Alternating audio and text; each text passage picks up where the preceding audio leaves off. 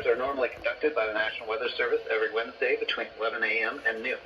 When there's a threat of severe weather on Wednesday, the test will be postponed until the first available good weather day.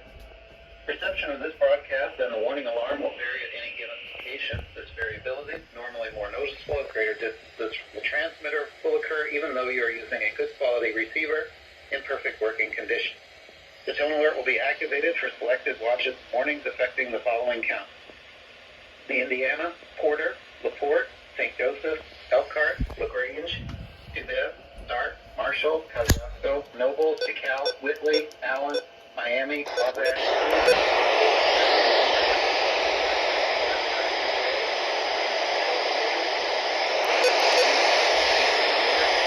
Trying not to signal on WXD right now. More information to your webpage at weather.gov/IWX. Click on